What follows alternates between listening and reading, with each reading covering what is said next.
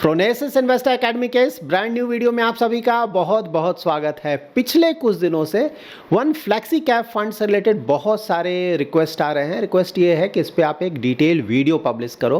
तो देखिए, जब भी इस तरह का रिक्वेस्ट आता है उसका सिंपल मतलब ये है कि उस फंड ने लास्ट 1 ईयर में बहुत ज़्यादा रिटर्न जनरेट किया होगा। इस फंड के साथ भी वही है। लास्ट 1 ईयर में इस फ्लेक्सी कैप फंड ने 60% से भी ज़्यादा रिटर्न जनरेट किया है और फ्लेक्सी कैप फंड के जो दूसरे फंड्स हैं उनसे ज़्यादा रिटर्न है ये। मैंने आप लोगों को हमेशा ये बताया है कि किसी भी फंड में सिर्फ लास्ट 1 ईयर के रिटर्न के बेसिस पे हमें अपना इन्वेस्टमेंट नहीं करना चाहिए। हमें उस फंड के बारे में और डिटेल में जानना चाहिए कि पास्ट में परफॉर्मेंस कैसा रहा है, डिफरेंट मार्केट साइकिल्स में परफॉर्मेंस कैसा रहा है, इन्वेस्टमेंट स्टाइल क्या है।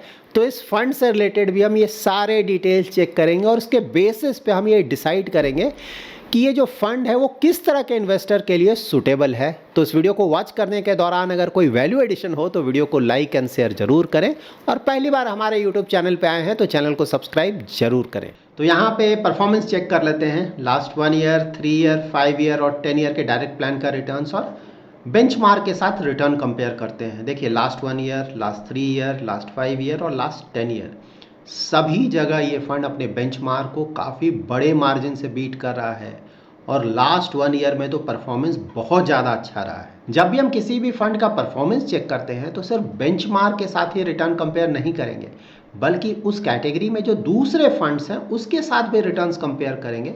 लाइक ये फ्लेक्सी कैप कैटेगरी का फंड है तो फ्लेक्सी कैप कैटेगरी में जो दूसरे फंड्स हैं जिनका परफॉर्मेंस अच्छा, उसके मुकाबले इस फंड का परफॉर्मेंस कैसा चल रहा है। तो यहाँ पे देखिए, ऊपर जेएम फ्लेक्सी कैप फंड का डिटेल्स चेक कर सकते हैं। तो 1 ईयर होराइजन में तो ऑफकोर्स सबसे ज़्यादा रिटर्न है, नीचे के इवन क्वांट से भी ज़्यादा है, जो कि बहुत अच्छा परफॉर्मर है फ्लेक्सी कैप फंड में। और 3 ईयर में भी अगर आप परफॉर्मेंस देखें तो फिलहाल सबसे ज़्यादा रिटर्न्स 3 ईयर में भी आ रहा है इस फंड का। तो यस, रीसेंट परफॉर्मेंस वाइज तो बहुत अच्छा परफॉर्मेंस है। अब नाउ डिफरेंट मार्केट साइकिल्स में देख लेते हैं कि परफॉर्मेंस कैसा रहा है। तो देखिए, यहाँ पे रिटर्न्स है 31 दिसंबर 2019, यहाँ पे देख सकते हैं 31 मार्च 2020, कोविड के समय का रिटर्न है ये, जब मार्केट बुरी तरह से गिरा था। ये कोविड से पहले का है। और ये है 30 दिसंबर 2022। तो देखते हैं रिटर्न्स कैसा रहा है। देखिए, यहाँ पे कोविड से पहले का परफॉर्मेंस तो ठीक रहा है। देखिए, लास्ट 1 ईयर में बेंचमार्क के मुकाबले 3 ईयर, 5 ईयर सभी जगह परफॉर्मेंस अच्छा रहा है। लेकिन हाँ, 10 ईयर में बेंचमार्क को बीट नहीं कर पाया था, लेकिन बहुत पुरानी बात है। और कोविड के समय देखिए, डाउनसाइड प्रोटेक्शन इससे पता चलेगा। तो बेंचमार्क देखिए 26% से भी ज़्यादा गिरा था, जबकि ये फंड 16% के आसपास गिरा था। तो उस समय डाउनसाइड प्रोटेक्शन भी इस फंड ने अच्छा प्रोवाइड किया था। और 22 में देख लेते हैं तो उस समय परफॉर्मेंस अच्छा है ना। लास्ट 1 ईयर, 3 ईयर, 5 ईयर और 10 ईयर में रिटर्न्स अच्छे आए हैं बेंचमार्क के मुकाबले। यहाँ पे इस फंड का रोलिंग रिटर्न चेक कर लेते हैं बेंचमार्क के मुकाबले। तो बेंचमार्क है इसका BSE 500। फ्लैक्सी कैप कैटेगरी का फंड है तो large cap, mid cap, small cap कहीं भी अपना इन्वेस्टमेंट कर सकता है, इसलिए बेंचमार्क है BSE 500। तो ऊपर ये जो ऑरेंज लाइन देख रहे हैं वो फंड का लाइन है और नीचे का जो लाइन है वो BSE 500 का लाइन है। तो लास्ट 11-12 ईयर्स का रिटर्न यहाँ पे आप चेक कर सकते हैं और जो रोलिंग रिटर्न लिया गया वो 3 ईयर पीरियड का लिया गया है। सो एवरी 3 ईयर में कैसा परफॉर्मेंस रहा है। तो देखिए, यहाँ परफॉर्मेंस अगर आप देखें पहले का तो परफॉर्मेंस तो बहुत अच्छा रहा है और यहाँ इस पीरियड में देखें तो बेंचमार्क के आसपास ही रिटर्न है। बहुत लंबा पीरियड ये भी है कि बेंचमार्क के आसपास का रिटर्न है। और रीसेंट टाइम्स का अगर आप देखेंगे तो फिर से परफॉर्मेंस वापस आया है फंड का। यहाँ पे फंड का risk and return parameters check कर लेते हैं। तो 3 ईयर, 5 ईयर में रिस्क एंड रिटर्न कैसा रहा है। तो स्टैंडर्ड डिविएशन 3 ईयर में ठीक रहा है, ज़्यादा नहीं है। बीटा भी 1 से कम है। शार्प रेशियो बहुत ज़्यादा अच्छा है, 2 के आसपास का शार्प रेशियो बताता है कि उस फंड ने उस पीरियड में काफ़ी अच्छा रिस्क एडजस्टेड रिटर्न जनरेट किया है। अल्फ़ा देखिए 11 के आसपास, मतलब कि बेंचमार्क से बहुत ज़्यादा रिटर्न है। 5 ईयर में भी अगर आप देखेंगे तो स्टैंडर्ड डिविएशन तो ऑफकोर्स यहाँ पे 3 ईयर के मुकाबले तो खैर ज़्यादा लगेगा, लेकिन बीटा यहाँ भी 1 से कम है। शार्प रेशियो 1 से ज़्यादा यहाँ भी है, जो कि काफ़ी अच्छा है। और अल्फ़ा यहाँ भी ज़्यादा है। ये बहुत इंपॉर्टेंट स्लाइड है, अच्छी तरह से समझिए। यहाँ से पता चलेगा कि फंड का इन्वेस्टमेंट स्टाइल क्या है। तो देखिए, AUM तो 4000 करोड़ के आसपास है। बहुत बड़ा AUM नहीं है, जो कि अच्छा है, छोटा AUM भी नहीं है। P रेशियो देखिए 29 से भी ज़्यादा है। इसका क्या मतलब हुआ कि देखिए यहाँ पे मिड कैप और स्मॉल कैप के स्टॉक्स में बहुत ज़्यादा एक्सपोजर लिया गया है। जब इसका हम मार्केट कैप एलोकेशन चेक करेंगे उस समय आपको पता चलेगा, इसीलिए इतना ज़्यादा पी है, क्योंकि लार्ज कैप में तो इतना ज़्यादा पी होता नहीं है। और एनुअल टर्नओवर देखिए 146%, बाय एंड सेल बहुत ज़्यादा हो रहा है, स्टॉक्स में चर्निंग बहुत ज़्यादा है। यहाँ पे इस फंड के फंड मैनेजर्स का कंप्लीट डिटेल्स आप चेक कर सकते हैं। तो 3 फंड मैनेजर्स हैं यहाँ पे। तो मिस्टर सतीश इस म्यूचुअल फंड कंपनी के चीफ इन्वेस्टमेंट ऑफिसर भी हैं और यहाँ पे फंड मैनेजर भी हैं। मिस्टर चैतन्य हैं और मिस्टर गुरविंदर सिंह हैं। तो ये 3 फंड मैनेजर्स हैं। तीनों का अगर आप वर्क एक्सपीरियंस देखेंगे और एजुकेशनल क्वालिफिकेशन देखेंगे तो अच्छा है। यहाँ पे फंड का मार्केट कैप एलोकेशन चेक कर सकते हैं कि large cap, mid cap, small cap में कितना एलोकेशन लिया गया है। तो ये जो भी डिटेल्स आप देख रहे हैं, सारे डिटेल्स इस फंड हाउस के फैक्ट सीट से लिया गया है। किसी भी म्यूचुअल फंड स्कीम का अगर आपको डिटेल चेक करना है तो उस म्यूचुअल फंड कंपनी के वेबसाइट पे जाएं, वहाँ से उसका फैक्ट सीट में आपको ज़्यादातर डिटेल्स मिल जाएंगे। तो यहाँ पे देखिए ये लार्ज कैप है अबाउट 39% का, स्मॉल कैप में 37% और मिड कैप में 22% के आसपास है।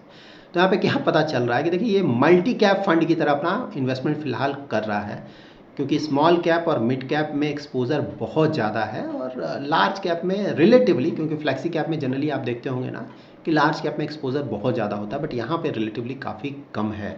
यहाँ पे इस फंड के टॉप सेक्टर्स का डिटेल चेक कर सकते हैं कि किन सेक्टर्स में ज़्यादा एलोकेशन लिया गया है। तो फाइनेंशियल सर्विसेज में एलोकेशन है, कैपिटल गुड्स, ऑटोमोबाइल, आईटी और हेल्थ केयर में बहुत बड़ा एलोकेशन है। सेक्टर वाइज तो एलोकेशन ठीक है, क्योंकि ये सारे सेक्टर्स का परफॉर्मेंस ठीक ठाक चल रहा है। अगर नहीं भी चल रहा है तो आने वाले समय में एक्सपेक्टेशन है कि वहाँ से अच्छे रिटर्न्स आ सकते हैं।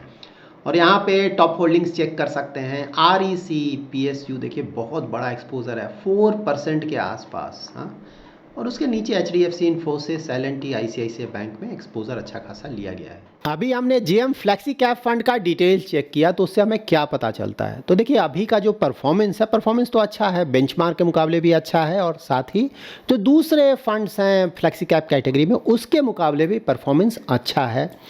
और पास्ट में भी डिफरेंट डेट्स पे देखा तो वहाँ भी परफॉर्मेंस ठीक ठाक है। लेकिन हाँ, जो हमने रोलिंग रिटर्न देखा था ना 3 ईयर ब्लॉक का, तो वहाँ पे ये लगा था कि कुछ पीरियड में रिटर्न्स बहुत ज़्यादा आता है और कुछ पीरियड में रिटर्न बिल्कुल बेंचमार्क के आसपास हो जाता है।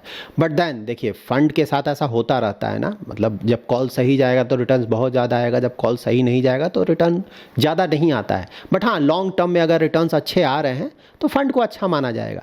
तो यहाँ पे देखिए फिलहाल परफॉर्मेंस वाइज यस हम बोल सकते हैं कि फ़ंड अच्छा कर रहा है।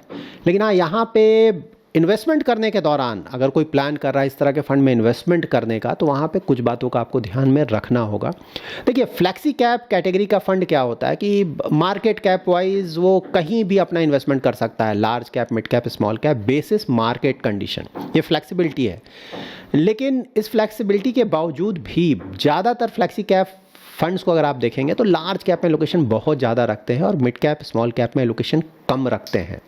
यहाँ पे वैसा नहीं है, यहाँ पे इन्होंने बेसिस मार्केट कंडीशन, क्योंकि मिड कैप, स्मॉल कैप का रिटर्न ज़्यादा आ रहा है, इसीलिए मिड कैप, स्मॉल कैप में एक्सपोजर बहुत ज़्यादा लिया गया है। इसीलिए मार्केट कैप एलोकेशन जब हमने चेक किया था लग रहा है कि ये तो मल्टी कैप फंड की तरह अपना काम कर रहा है, जो कि गलत नहीं है, क्योंकि ये फ्लेक्सी कैप कैटेगरी का फंड है, कुछ भी कर सकता है ना बेसिस मार्केट कंडीशन।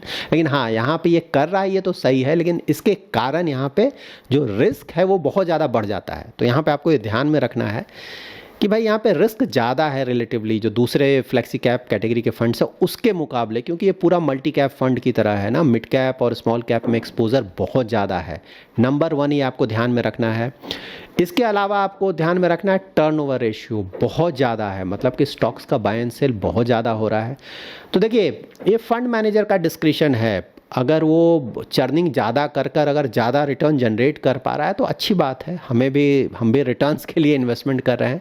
लेकिन यहाँ पे सिर्फ ये ध्यान में रखना है कि अगर चर्निंग ज़्यादा हो रहा है, बाय एंड सेल ज़्यादा होता है, तो उसके कारण रिस्क बढ़ जाता है। यहाँ पे इन्वेस्टमेंट करने के दौरान आपको ये भी ध्यान में रखना है कि JM as a fund house छोटा फंड हाउस है रिलेटिवली अभी भी, मतलब AUM अगर आप देखें पूरे फंड हाउस का तो ज़्यादा बड़ा नहीं है। तो छोटे फंड हाउस में एक चैलेंज ये होता है कि जो वहाँ पे जैसे फंड मैनेजमेंट टीम है रिलेटिवली छोटा होता है, उसी तरह से जो रिसर्च टीम है वो भी रिलेटिवली छोटा होता है। तो वहाँ पे ना अगर एक दो जो मेन बंदे हैं वो निकल जाते हैं तो पूरे फंड हाउस लेवल पे प्रॉब्लम आ सकता है। मैं ये नहीं बोल रहा हूँ कि आ जाएगा, मतलब आ सकता है, और सिर्फ यहीं पे एप्लीकेबल नहीं है, जो भी दूसरे म्यूचुअल फंड कंपनीज़ हैं, रिलेटिवली छोटे कंपनीज़। देखिए फंड हाउस ये नया नहीं है, पुराना फंड हाउस है, काफ़ी सालों से है, ऐसा नहीं कि नया आया है। लेकिन हाँ, अभी भी AUM वाइज अगर देखें तो रिलेटिवली छोटा है, और टीम भी अगर आप देखेंगे, रिलेटिवली मैं बोल रहा हूँ, जो बड़े बड़े फंड हाउसेज हैं उसके मुकाबले छोटा है।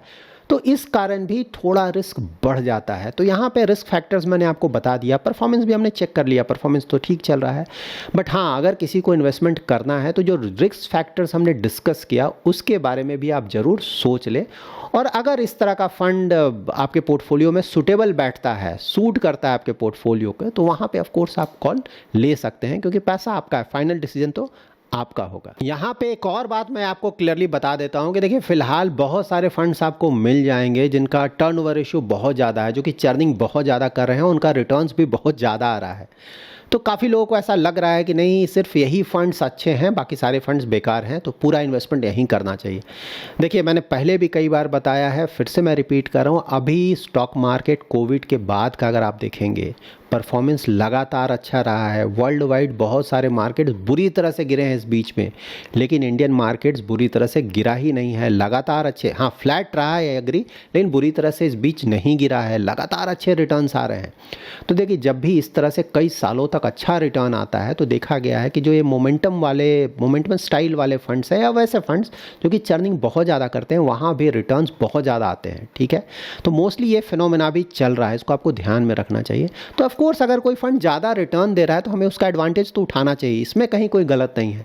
लेकिन पूरा का पूरा पैसा इसी तरह के फंड में, मैं सिर्फ इस फंड की बात नहीं बोल रहा हूँ, पूरे इन्वेस्टमेंट स्टाइल की बात बोल रहा हूँ, तो वैसे फंड जो कि इसी तरह का इन्वेस्टमेंट स्टाइल है, पूरा का पूरा पैसा वहाँ इन्वेस्ट नहीं करें, बहुत ज़्यादा रिस्की हो जाएगा। क्योंकि देखिए मार्केट ऐसा नहीं कि हमेशा ऐसा करेगा, मार्केट गिरेगा और कई बार बुरी तरह से गिरेगा और उसके बाद फिर वापस आने लगेगा।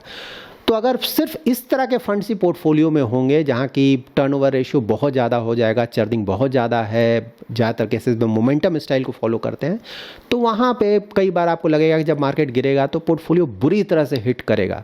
क्योंकि यहाँ पे आप इन्वेस्टमेंट कर रहे हैं लॉन्ग टर्म के लिए, आपको लॉन्ग टर्म तक बने रहना है, तो उसके लिए ज़रूरी है कि ओवरऑल जो पोर्टफोलियो है वो भी बचा रहे। ऐसा नहीं कि मार्केट बुरी तरह से गिरे तो ज़्यादातर पोर्टफोलियो ही खत्म हो जाए, तो वहाँ पे आप बेचकर भाग जाएंगे, टिकना मुश्किल होगा। इसीलिए बिल्कुल आप एडवांटेज उठाएं, उसमें गलत नहीं है, लेकिन एक लिमिट तक। तो अपने जो भी आपका पोर्टफोलियो है उसे डाइवर्सिफाई करके रखें। जो डिफरेंट स्टाइल्स वाले म्यूचुअल फंड्स हैं उसमें भी अलग अलग तरीके के इन्वेस्टमेंट स्टाइल में भी एक्सपोजर रखें, सिर्फ एक इन्वेस्टमेंट स्टाइल के लिए नहीं जाएं। So that's it in this video. इस वीडियो से रिलेटेड कोई भी क्वेरी है तो बिल्कुल आप कमेंट में मेंशन कीजिए, मैं ट्राई करूंगा आने वाले वीडियोज़ में उन क्वेरीज़ को आंसर करने का। Thanks lot for watching.